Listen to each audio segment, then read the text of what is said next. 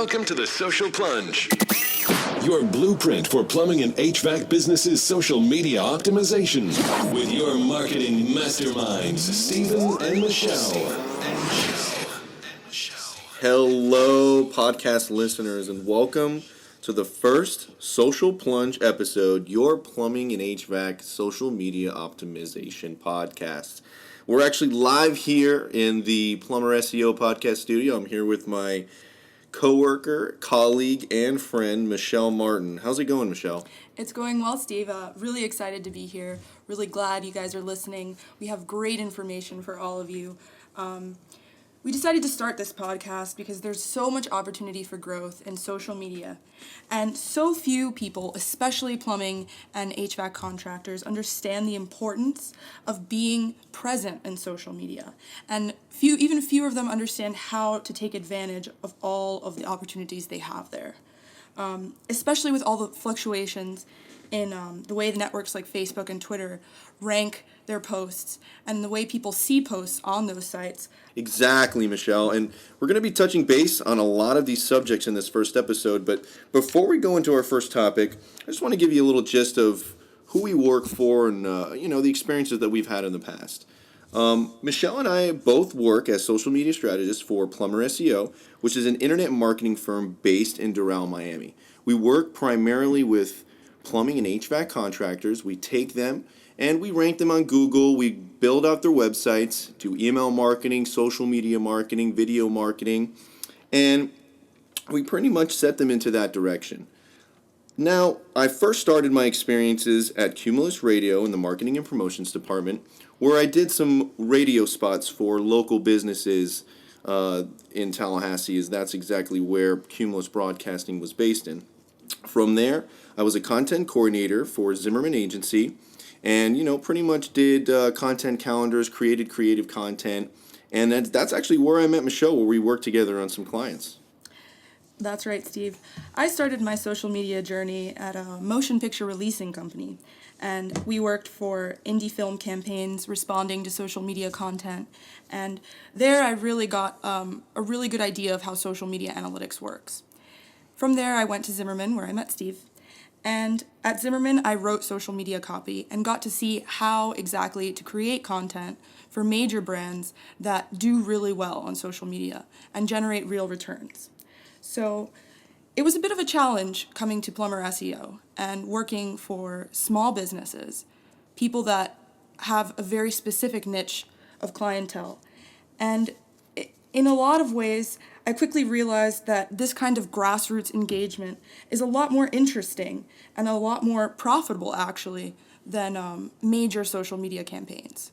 Because you're working with real people, and you're working with real people in your community and developing that sense of community and really getting engaged with the right audience. So now more than ever is the time for plumbers and other small businesses to really get on social media and take advantage of all the opportunities that you have for free out there on the internet. And even though it's recently become much harder for businesses to perform, it's important to stay informed and to really keep up with all of these changes to make the most out of your presence online. Exactly. We're going to be talking today about the recent update of the newsfeed algorithm within Facebook, which was formerly known as EdgeRank. And as Michelle said before, it's very important for, you plumbing and HVAC contractors out there to stay up to date with the latest trends in the marketing world. With this update, now, it's pretty much going to change the game as far as for your social media presence on your page. And the main goal of this update is to show content to users that matter. And, I pretty much set out forth when we did the research for this on this topic, because it's super important for our clients to be informed and to know about these specific changes. Definitely, Steve. So the most recent changes that happened in April are referred to as Facebook Deaden. And this is because it really affects business pages. So I think this is the first thing that we should definitely discuss with you.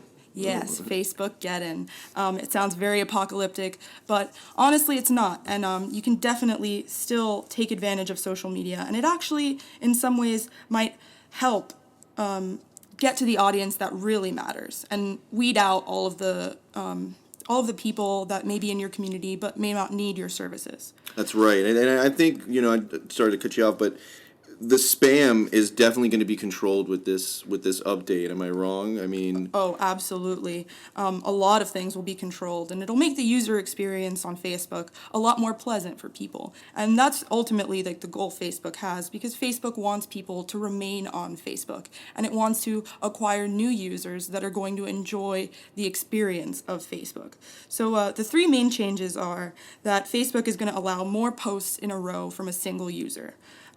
This was a previous problem with EdgeRank where you couldn't make multiple posts in a day and have them show up on the newsfeed back to back. So in a lot of ways, this is good for businesses because people can see your posts again and again. And the two changes that really negatively affect businesses are that Facebook is going to prioritize posts from friends instead of pages on people's news feeds. This is huge. And in addition to that, Facebook is no longer going to show what friends comment on, which is a huge hit for referral business. That actually would be a huge hit for referral business. And, these things, that actually would probably actually hurt the reach. Am I correct? It would probably hurt the reach significantly. Absolutely. A lot of organic reach is based on friends of friends sort of seeing the post because their friends commented on it or interacted with it. Exactly. Now businesses really need to rely on shares, which it takes a lot more sort of energy. People are more weary of sharing a post on their page. It has to be really, really good for them to do that. That is true. I recently was doing some research and I saw that Facebook did a survey, and it pretty much stated that people want to see stories from friends. As you were talking about friends sharing posts or liking posts or whatnot, and they want to see something that actually is in relation to them rather than that typical promotional content that you would fish through your feed consistently. Definitely. And actually, Facebook is going to start hurting brands that are creating promotional content and pushing out things that are all about their business and their website. So it's no longer about linking back to your website and just like pushing out whatever you can just to be out there. You have to put really like some thought and energy into your Facebook posts and really try to generate real engagement and actually entertain people. So that's where we come in. Exactly. We since I've actually started here at Plumber SEO, I've consistently changed the strategy for creative content, and Michelle and I we've worked really hard to try and get the best reach and the best engagement for our clients. And with that said, the strategy has to change. We have to keep up to date with the latest marketing trends. Absolutely, and it may seem a little vague at first, hearing, you just need to have more engaging content or more shareable content. What does that actually mean? Exactly. But we've actually broken it down to a science, and in later episodes, we're really going to get in depth about how to create quality posts and what to do with your Facebook strategy, because being compelling really isn't enough anymore. It's really about creating content that people want to see, but also how to tweak that content to make sure people share it and people engage with it. And there are subtle things that you can do. So true. Definitely. The Insights page is a key. If you are not looking at your Insights page, you are not taking advantage of one of the best tools that Facebook offers. It's absolutely free, and it allows you to see when your fans are online, what their browsing habits are, and how your posts perform.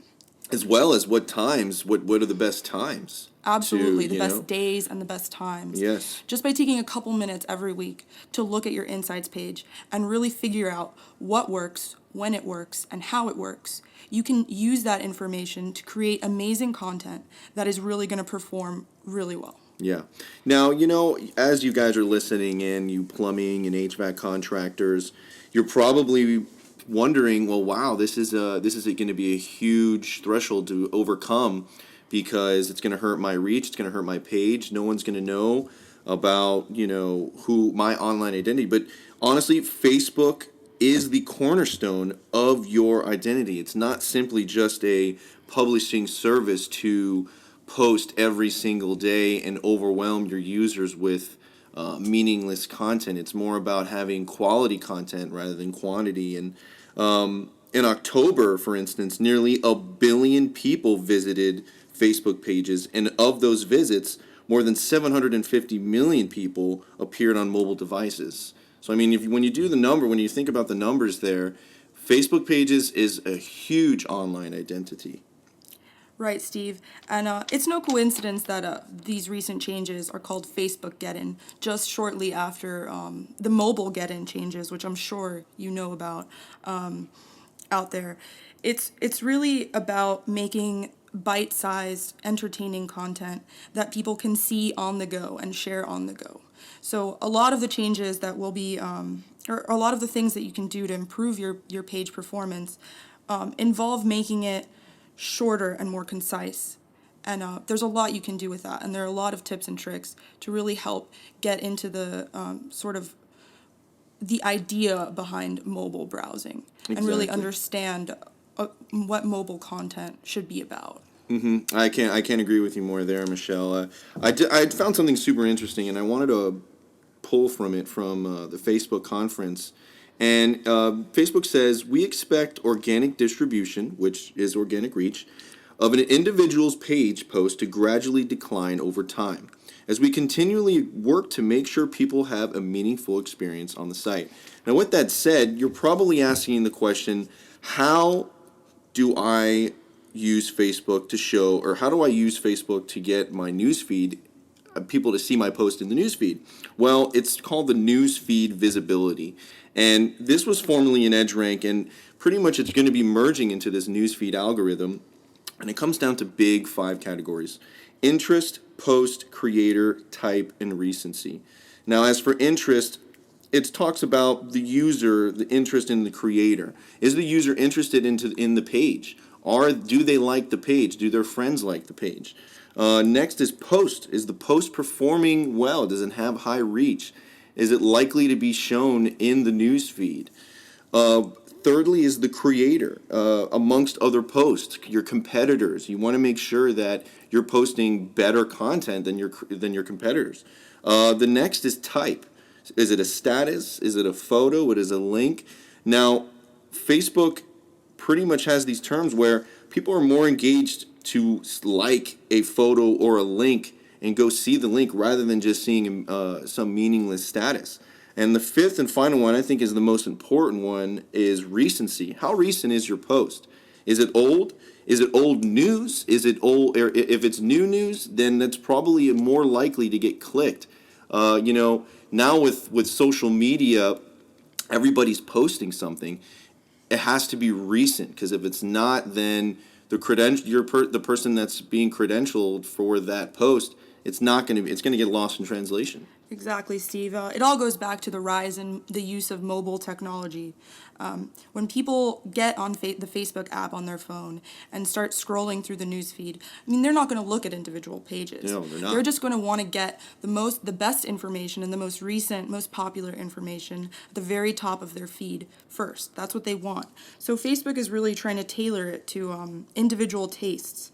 And it all goes back to getting very personal. Facebook is about people, and they really want to make sure that people enjoy the Facebook experience, especially since Facebook went public.